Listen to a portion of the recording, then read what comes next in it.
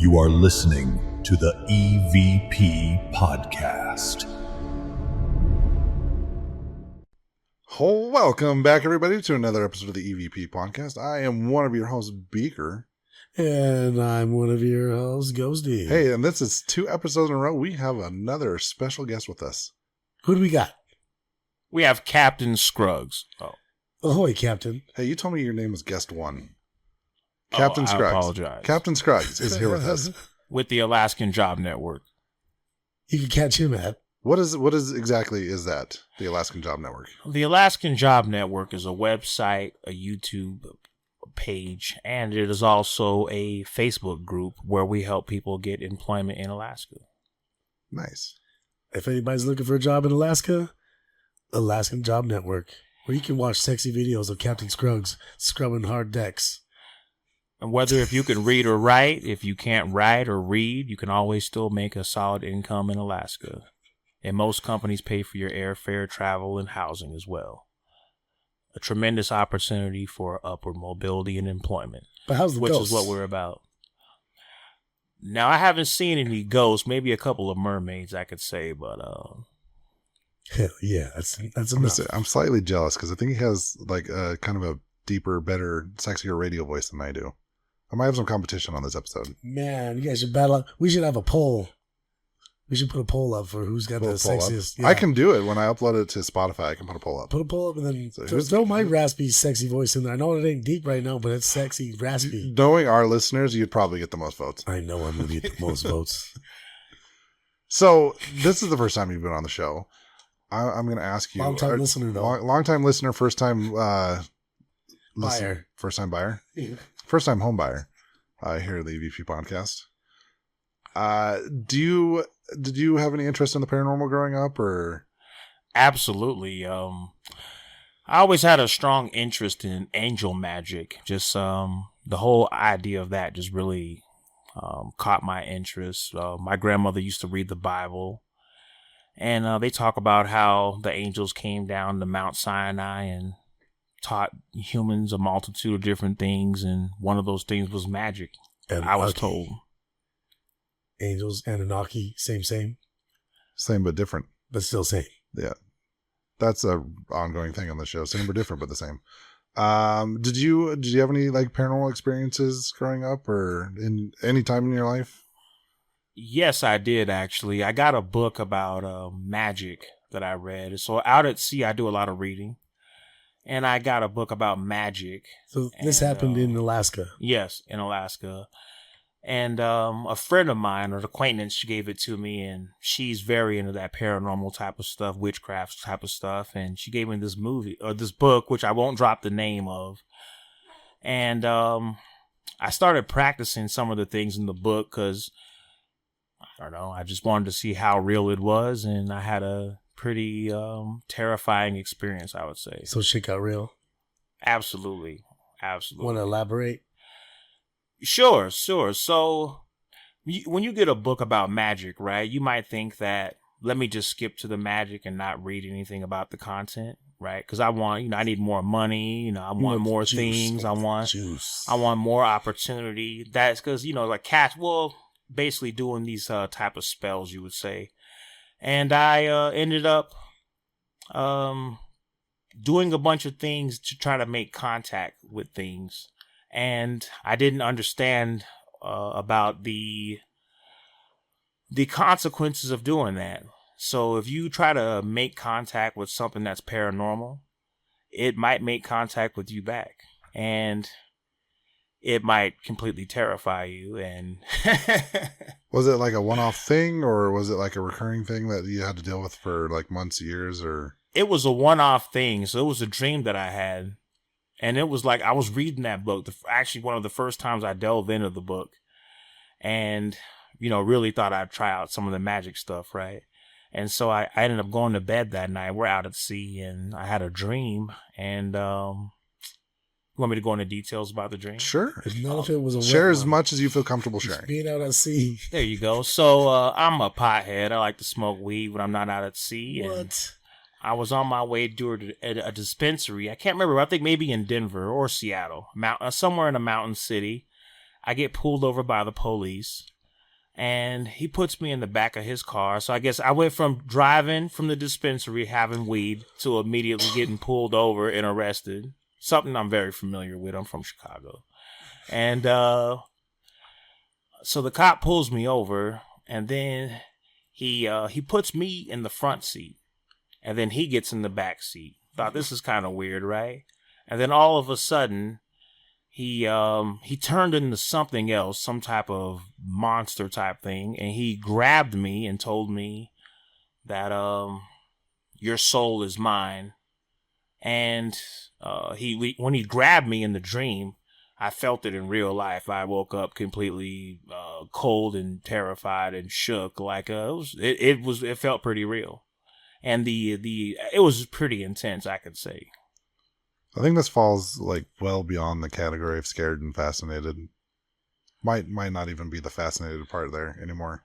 Yeah, I think it was opposite. I think it was fascinated then scared.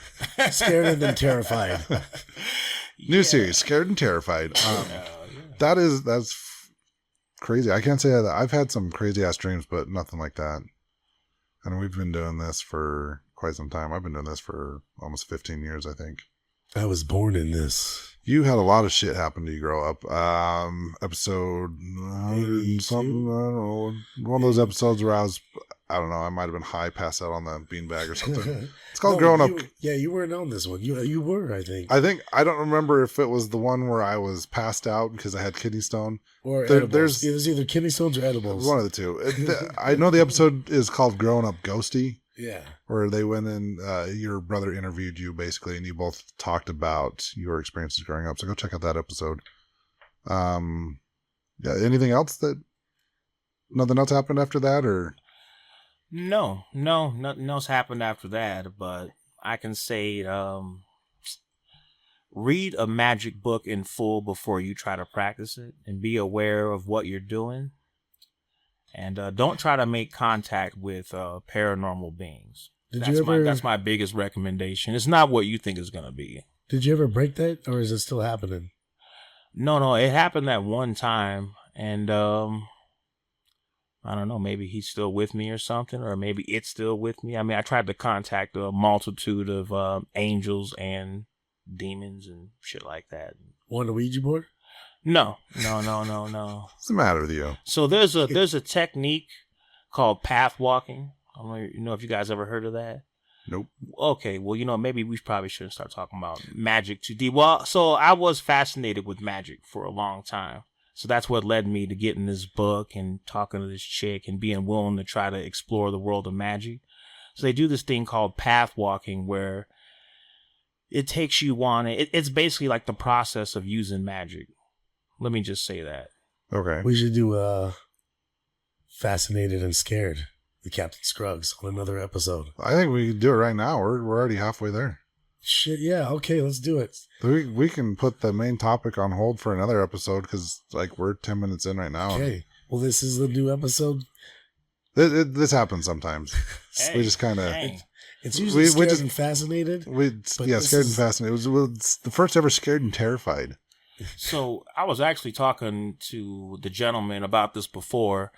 They made a movie about something similar to what I experienced. I can't remember the name, but it was about a kid who would go to sleep every night, and every night he would go to the astral plane, and he'd make contact with things, and then eventually those things became to basically contact him in his real life. And so that was probably a real big warning not to experiment with something that you don't know what you're doing, because then you have something, that you really didn't want or you're unprepared for. But one thing about the movie that I liked about it is, and I think it's true in real life, if you have a tremendous amount of fear in your heart and you try to contact these beings and they contact you and all you do is respond with fear and terror, I think it's kind of you wasted your opportunity. It's like watching an episode of Ghost Adventures. It depends on which one. It's like praying to an angel and the angel coming down in front of you and saying, "Hello, my child." You'd probably still run and scream like a bitch, I would assume, right? Probably, I'd be like, finally, finally. You're like, I didn't want this. Oh my God, look at you. You probably would, because I mean, like, if you believe in the Book of Mormon, they have talks about like that with angels appearing to people, and they were afraid of them. It was like on Ghost Adventures, they're trying to contact spirits, then they hear a noise, and then they go running up. Man, right? Yeah, it sure did. No, I've had people tell me before, like, I've got a guy at work that likes to hide in conference rooms and wait for me to walk by, and he'll jump out and scare me, and he's like, oh, you got scared, and you're a ghost hunter. And I'm like, bro, when I'm out ghost hunting, I'm asking for the spirit to do something. I'm expecting a reaction. I'm expecting something to happen. I'm not expecting you to jump out of a dark ass room and I'm going to the locker room to change to go home. Like, there's a difference. Now, but something like that, like, I'm like, yeah, if I ask for like, hey, can you knock on the wall, and I hear a knock on the wall, that's one thing. But if something were to manifest in front of me, that's a completely different thing. Like, we had the episode of Asylum 49 where the damn thing growled through your Bluetooth speaker that wasn't connected to anything. Yeah. You hear the audio and be like, take it, how do you turn it off? Like, it freaked me the fuck out. So, like, actually seeing something manifest like an angel or a demon or whatever actually appearing in front of you, yeah, I'd probably be scared shitless. Yeah. I've seen that shit. Shit was wild. What shit? Something manifests right in front of me. Like what? That thing. So, on the episode of Growing Up Ghosty, you'll find out some. Well, is this even on? Yeah, it's on. Okay, you can hear me. Okay. What's not on is your vocal cords. True that. Okay, so there's this one night where I'm on my waterbed and I'm sitting sideways on it. Yeah. And this like mist or smoke starts coming out from underneath, from the side, and it forms this weird cloud that I could see through. And it was like staticky, like I'm Channel 3 static. Okay. And it was almost like there's no features on it, but I'm just looking at it to try to call my brother and my cousin to come in this room to come look at this weird shit. Nobody wants to come in, so I'm like, what the fuck do I do? So I just slide down my bed, get off, run upstairs. But as I'm sliding down the bed and getting off the bed, the thing almost looks like it's turning and like following me. But there's no eyes, there's no features, but it almost seems like it's shifting. But yeah, it scared the shit out of me, but not in a way where I'm like screaming and running. I was composed. The only time I saw you scream and run is when you got your ass grabbed in the cemetery. I didn't run. I was more excited because I got a little horny. I know you did. I was probably about 3 feet away from you, and my arms aren't that long. So you had this dream. Did you like go back and like read the rest of the book, or did you? Yeah, absolutely. So you wanted to get a better understanding of what it is that you were actually like doing and dealing with. Yeah, and it completely said that, just know that what you're trying to get in contact with, you might actually get what you want. And are you sure you want that? You know what I mean? Are you prepared mentally for that? You know what I mean? I don't think most people are. I mean, the way that it happened in my dream, I could only imagine in real life if that thing that I saw in my dream popped out, even if he said, "Hey, Captain Scruggs, I'm here to help you and I'll give you whatever you want and help you take over the world," I would still run and scream like a bitch. Well, at least, for at least about 20 seconds, you know what I mean? Before I calm down, but arms in the air, so freaking the fuck out. I think that's the distress signal in Team America. So, we need some help over here. I mean, they even say like, the concept of an archangel, like we're not even talking demons, but even something that you would think that would be good.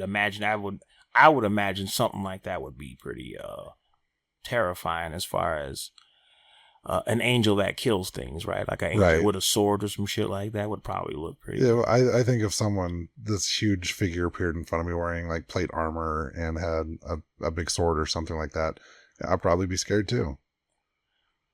Even if you were begging him to show up.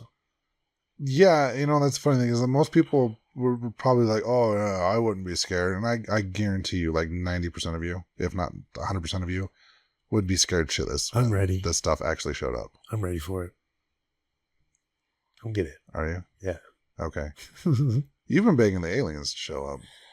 I got a laser pointer for them bitches. I'm like, I'm right here. I'm right here. So have you, like, other than that one book, have you studied any other type of magic or? Yeah, yes, I have. Yes, I have actually, and it's a very interesting realm. I met a shaman one time, and he's a guy who lives out of nature, and that thing is, well, what really fascinated me about it was really just the world of magic and what other people believe in.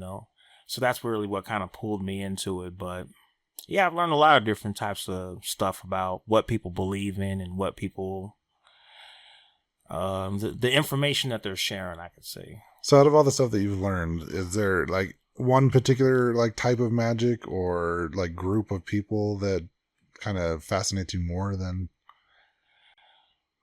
Well, what I could say is that it goes probably back to that what were you saying, the Kabbalah? Yeah. The Kabbalah, that kind of stuff. I guess that's like the original form of magic. Well, what I can piece together is that it seems like all that like pagan witchcraft and all that stuff seems to connect to that. And what really got me into it is the whole King Solomon thing. I mean, the whole story about King Solomon, how he controlled the demons and things like that. I think I've heard it before, but why don't you refresh our memories? Well, they say the ancient King Solomon had a ring that could control demons. Oh, Jesus Christ. We talked about this on Lamano Paluda episode, the case of Jose. I was talking about King Solomon, not Jesus Christ. No. I know. Oh, Jesus Christ. So no, you remember Jose from the Yes. Lamano Paluda? He said that these demons that he talked to actually gave him the ring of King Solomon. Oh, shit. So what it really put me up on is that it educated me in the history of people that we know in history that are working with demons. So that's really kind of what, what I can say is that seems to be the most effective form of magic, is that people connecting to some form of deity and cooperating with it, not working for it, not worshiping it, but cooperating with it, on a mutual basis. Boba Fett style. Absolutely. Yes. No, but not worshiping a deity or, that kind of thing, but working with it. So I think it's very common with stuff like that, where people, they make deals with it. Like this deity will say, oh, you do this for me and I'll do this for you. And like a kind of quid pro quo thing or whatever. Well, I don't know if I said that right. Squid pro quo. Squid goes pro. Yes. So what I've read in this book that I read is actually they would just want to help you. They don't want to be worshipped. If you can make contact with them, they'll just help you, and they don't want anything for helping you. So, but I think that when you open that gate to that world, I think there's a couple of things in between that could possibly go wrong. I'm going to agree with you on that point, because I think that might be a way, whether they're good or bad or whatever you want to call them. I think that might be a way to kind of like entice you to, oh yeah, I just want to help you. I don't want anything in return. But I think that is a way to like kind of lure people in. And then once they kind of got them, they're giving you all this stuff, that eventually it's possible, I think, that they might be like, okay, now I want this. Now you need to do this for me. Prison style. And it might get to, I think they did the same thing with this, like it's in the case of Jose, or Josue. They got to the point to where they did start asking him for stuff and he started refusing, and they started making his life like a living hell. Oh, wow. So I think it could be kind of a slippery slope, because you might get something that actually legit wants to help you and doesn't want anything in return, but you might end up with something that's just kind of a way to get you to kind of get more or less than like a verbal contract with them, to where they get to the point where they're like, okay, this is all going to stop unless you start doing this for me. So, some information that I was able to take away from it was a misunderstanding about how people view demons. So if we just look at it, from my opinion and from what I've read, if we look at the situation logically, if Lucifer or the morning star was working directly with God for, thousands or millions of years, yeah, and all of a sudden they had a breakup, the whole time he still had his demons. You know what I mean? He still had his army of what he was doing. So it's like he was the same person. So with that being said, it's easy to believe that a demon and an angel could both be helping you. There's no difference between, one helping you and another would helping you. Look at their death counts. What's the death toll that Lucifer and then God? Well, I think there's been more people killed in the name of God than in the name of Lucifer, if that's what you're getting at. No, I just mean, but at the hands of. At the hands of, I don't know. God has millions. Millions. Yeah, I mean, he brought the flood, if you listen to that, or it's the Anunnaki that brought that. Sodom and Gomorrah also. This is true. Millions. Now we're getting Lucifer, probably like 2 or 3. So if Lucifer was God's right-hand man the whole time, and he had an army of demons that he commanded and he was using the whole time, but then they split up, it would be kind of crazy to think that those demons would be the bad guys now when they were allegedly working with the good guys for so long. You see what I'm saying? The comparison? I do. Well, who's to say that they were like technically demons before the separation? They could have all been angels. Who wrote the book? And then it's just because they're like, you're now called a demon because you don't follow this guy anymore. What if Lucifer was the good guy? I've heard this theory before. And then God somehow tricked him, killed him, did whatever he did, but overtook him, and then was just doing all this evil shit. He goes, just kill this city. Fuck them. Let's kill him. You know what? I'm tired of this. Let's flood this place. Let's start over again. But you're gonna kill me? I don't give a shit. Well, the crazy part is, if you think about it, angels kill people, right? The archangels carry swords and kill people. So is that so righteous? Exactly. I'm just saying, though. So both sides kill things.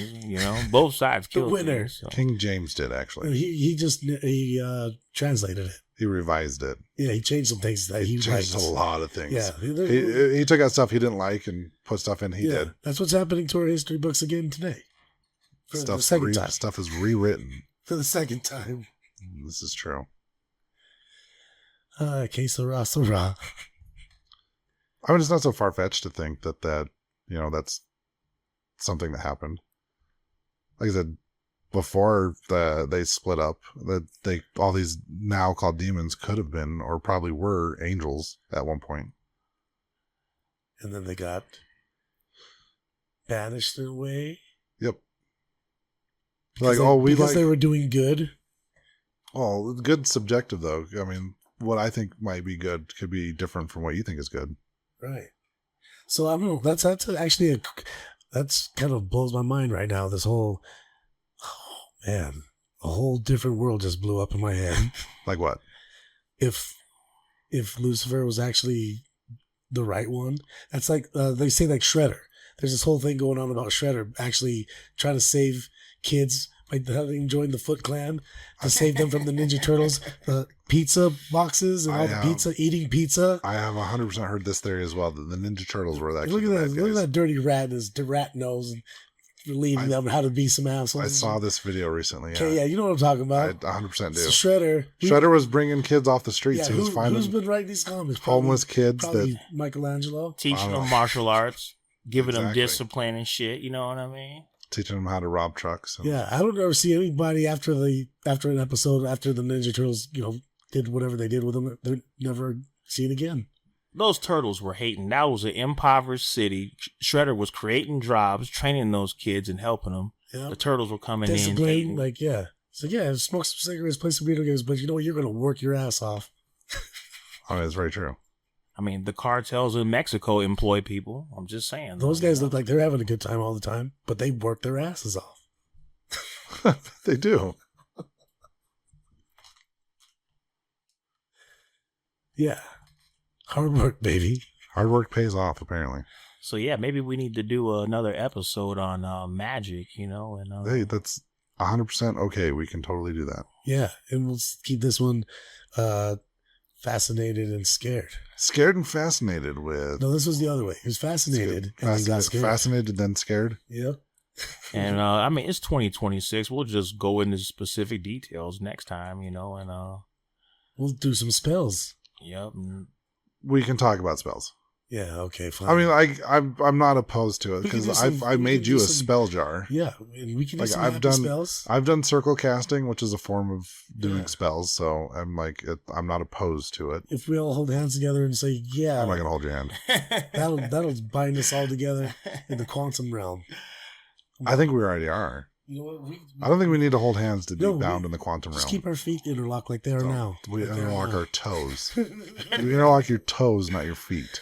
Same. Same but Just different. Just don't let go. Don't let Just go. like I'll never let go, Ghosty. I'll never let go. So what else scared you? Just working out at sea. What have you heard working on? Have you heard some weird shit at night? No, not at all, really. No, well, you know, now see, this is another subject. Alaska is like the #1 spot in America for disappearances, like thousands of people. We need to do an episode on this as well because we've done the Bermuda Triangle twice, and I've read a little bit about the like so-called like Alaskan Triangle where it's very similar. The Where Bermuda Triangle is getting more traction about eels fucking there. the ill sex. Yep. That's It's because getting- of us. Yeah, I know. I'm just saying it's getting more traction. I've been hearing more and more. I think it might be salmon sex up in Alaska though. Of course. In the Alaskan Triangle. Alaskan salmon. They're all lesbians. We can do a whole episode on the Alaskan Triangle. So What's one just quick thing that stands out about like disappearances up in that area? UFOs. UFOs. Yeah, it's very, very common to hear that. Have you personally seen? No. I And just pointed one out to you the other night. No, I mean like out in Alaska when he's on the Oh, ship. okay. man, honestly, I talk to every single person that lives out in the ocean, and ain't nobody seen shit, man. But it's believable. It's believable. Well, so up in Seward, Alaska, there is a famous story about a UFO sighting back in 2015 or something like that. There's a town that I go to, so I took a lot of interest in that. And Nome? no, Seward. It's in Seward? Seward, Alaska. Yeah, they said like a giant UFO, like 4 football fields long, just hovered over the city, and the whole town saw it in 2015. I mean, like a one guy thing is like a pretty famous thing that they're known for.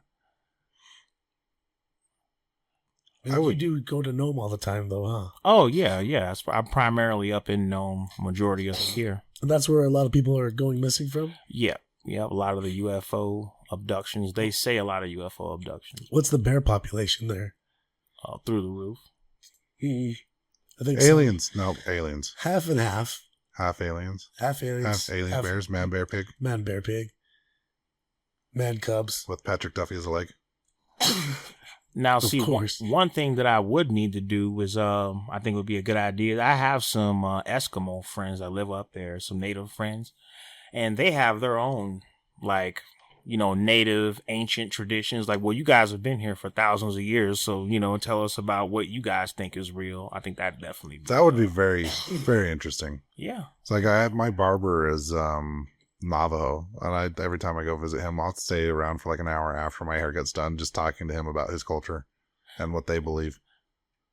I love learning about other people's cultures, especially cultures like Alaskan Eskimos. Like you don't hear a lot about like kind of their religion and what they believe or their culture. So I'd love to learn more about them. And you actually look just like him too. He's like 8 foot tall ginger. He's another ginger squatch. Yeah. I knew I wasn't the only one. I've never seen a Native American ginger before too. It kind of freaked me out. I was like, "Are you a ginger?" He's like, "Yeah." I'm like, "Holy shit, a ginger Eskimo!" But I found my doppelganger. You should go fight. Fight it out. He'll probably win. for supremacy. Uh-huh. Yeah. There can only be one. I'll let him cover the north. Highlanders. I'll stay. We'll randomly throw a sword in the mix. Whoever gets it, you got the advantage. Now, only Bigfoot weapons for these guys. Giant sticks, Sasquatch. branches. They're sticks to me, branches to you. Ultrasonic roars. Thunderclap. You gotta know, but your booty does it. No, the Incredible Hulk, man. Thunderclap. Make it clap. Okay. Well, what else we got? I don't know. Do you have anything else you want to share? No, that's it. You check don't out think the that was a Alaskan UFO Job that you seen Network. the other night?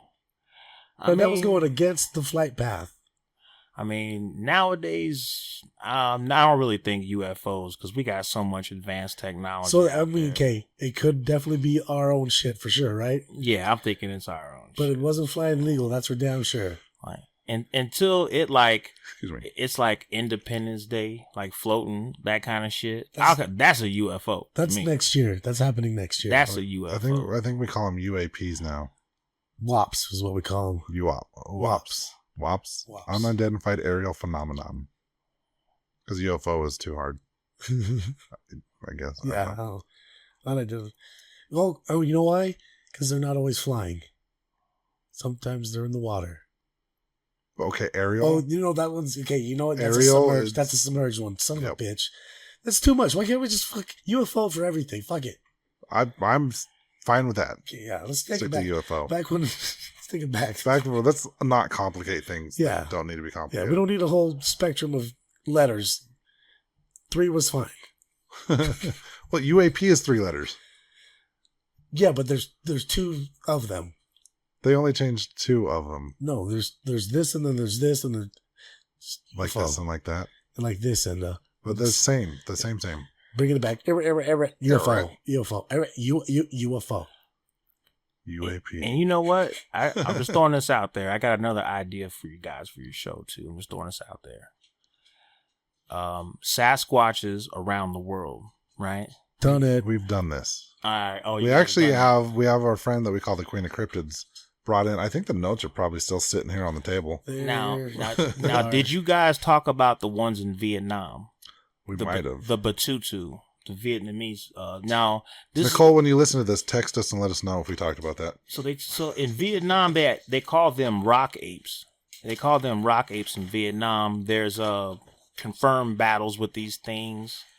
So there really needs to be a movie about this shit. So there's throughout Southeast Asia, there's other cultures that have small ape people like that too. Like in Indonesia, had the orang pendek, and they're like small orange ape people. Oh wow! That were only maxed out at 3 or 4 feet. Oh wow! I never heard of that.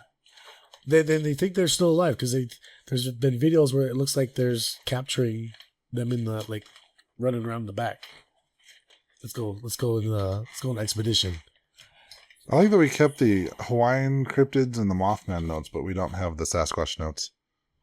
No, yeah, we have like 3 pages. Oh, it Different was squatches. way more than 3 pages. 5 It's pages. probably like a 10-page booklet on that you hard put together for us. paper. It was the good paper. It Double-sided. was the heavy stuff. On just squatches. Yeah.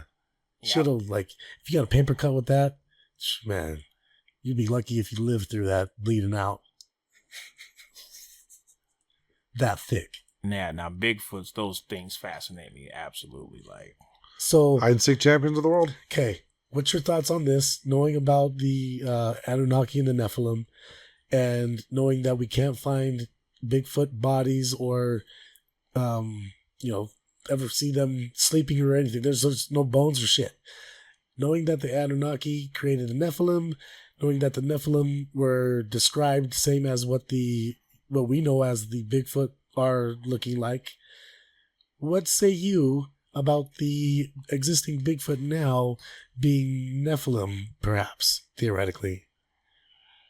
man, I'd say, one thing is going out and operating in Alaska in general. There's a lot of random wilderness. There's so much unexplored places where there's plenty of coves and mountains and things where things can live. I mean, I would definitely think that there's a high level of things. It'd be almost impossible for something not to be out there thriving with like the vast amount of wilderness. And when you also count the Aleutian Islands, which is a chain of islands that extends from Alaska all the way to Russia, those islands they've been there for thousands of years and they're just completely uninhabited. So there's just so much wilderness that I think something like that could thrive in. So I've been up in the redwoods in Northern California. Man, there's so much hiding places like that. You could be like 100 people in front of you just ducking down, and you wouldn't know that there was that many people there until they stood up. Yeah, absolutely. But yeah, I was like, man, this is Bigfoot heaven right here. Well, definitely when you see the Alaskan wilderness, man, like I'd imagine it is so vast. Here's the trippy untouched. thing. I don't know if you've seen this video. There's a video in Colorado that there's a train and it's cruising around these hillsides. And mind you, this is a pretty steep hillside and there's like no trees. It's like short bushes everywhere. And as they're coming around this curve, they see a dude that's like walking on the steep hillside and he's just like making some ground real quick and like notices the train and then just turns into a bush. No, I've not. He just like crouches down and then like just blends into a bush. Like if this train came along and he had heard the train ahead of time and crashed him, would have never seen him. Yeah. Like this thing looked just like, and then, but there's no tall trees around this guy. And he's on a steep hillside. So that tells you the guy can adapt to anything. Yeah, they don't need the tall trees. That's what I would realize. Shit. Because there was a lot of reports. Tall trees. You're a tall tree. There's a lot of reports in like Utah, right? And then from going to Northern California and seeing those forests, seeing our forests, I'm like, man, why the hell would they be up in here when they could be over here? You know. But then seeing how they were able to do that shit on that shrub, I was changing my whole perspective. They don't need all that. Hide and seek champions of the world. That's how they got that. That's how they got it. Mm-hmm. But also, the thought of them being interdimensional, that was why we can't find their bodies. You know, maybe, in movies when things die and also they just disappear. Like Star Wars. Exactly. And like the Dark Crystal. You know what's up. I don't know we're getting that home. It happens. Magic. Well, one interesting thing that I met a gentleman in Mexico, like a Native American, and he was telling me how the mountains that connect from Mexico extend up into America. And he's like, I can just walk through the mountains and just get to Colorado or wherever I need to go and don't even have to. It's just, knowing that being in the mountains lifestyle and understanding that is just, I think it's pretty amazing that you could just hike through mountains through multiple countries. And I mean, if you look at the forest lands in like the Pacific Northwest, Montana, that stuff, like there's so many. It's considered a rainforest. Punch that again. Acres and acres of like forest land that it would be damn near impossible to like search through. So I mean, it's possible. You turned into mushrooms before they found you. They find little caves to hide in that no one knows about. You see that one guy that lived there, Mick Dodge? No. He lived in the forest. And he was a mountain man. Lived off the grounds and everything. He would have stash spots. He had things stashed throughout the forest, just some random holes that he claimed or whatever. And he hadn't seen them in like 15 years or whatever. And he'd go get his stash shit, still be there. Because there's so many places to hide things. Exactly. Like squash bodies. Squash bodies. Yeah. Maybe they turn into mushrooms faster than the average squash. Maybe they just, you say they look like shrubberies, maybe, or shrubs. Or strawberries. Yeah, they look like strawberries. Shrubbery. They crouch down. They crouch down and look like shrub. Yeah, because they're in a ghillie suit. So maybe they grow maybe suits. Maybe when they pass away, they just look like a log that's fallen over. They turn into sticks. Mm-hmm. Sticks and shrubbery. Or a log. Yeah. Sticks and shrubs. You turn into a log. They turn into a log. Well, shit. Should we call that in the next episode? And we can. And come back with some magic? Sure. All right. So if you want to reach us further, if you have any questions that you want us to answer or any things you want to add, if you practice magic and want to tell us about it. Exactly. evp.pod@gmail.com, or you can hit us up on Instagram and Facebook. Same, evp.pod. Same EVP pods. Same at evp.pod. Instagram and Facebook. Yeah.